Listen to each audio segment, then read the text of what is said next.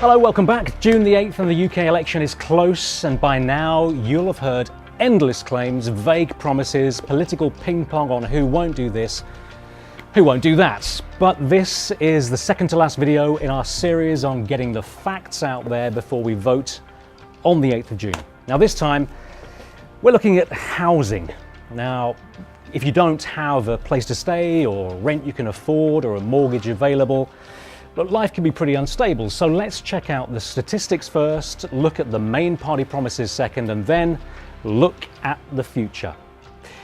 Firstly, what's the housing situation in the UK right now, just before this election? Here are the official government figures. On that note, let's tell you outside.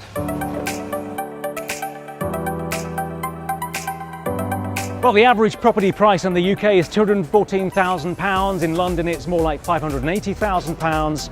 House ownership for people under 30 has plummeted from 55% in '96 to 29% in 2015. Lots of figures, but it's also dropped sharply among people over 30. Overall, the amount of housing built in the UK has also dropped. 153,000 new places built in 2015, 215,000 in 2009 when David Cameron came to power. Now that's a drop of a quarter. Look, there was a small increase in 2015, but it's still way behind demand. Here is the background on why house building is so low.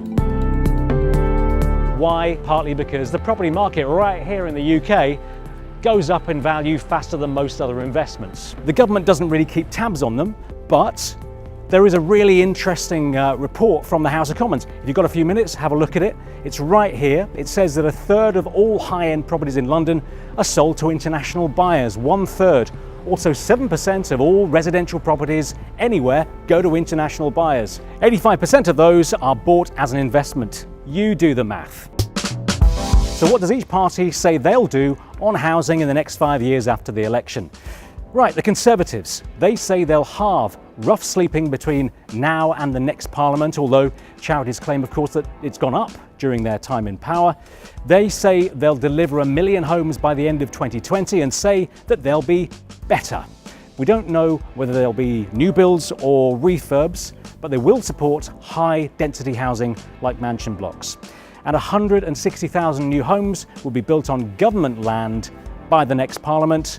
Labour say they will build over 1 million new homes with at least half for social rent.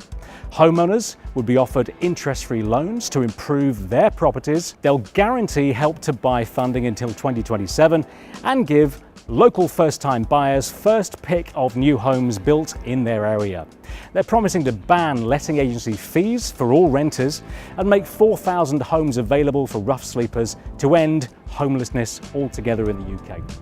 The Lib Dems, okay, they will set an even bigger target, 300,000 new houses per year, with at least 10 new garden cities in Cambridgeshire, Bedfordshire, Buckinghamshire and Oxfordshire.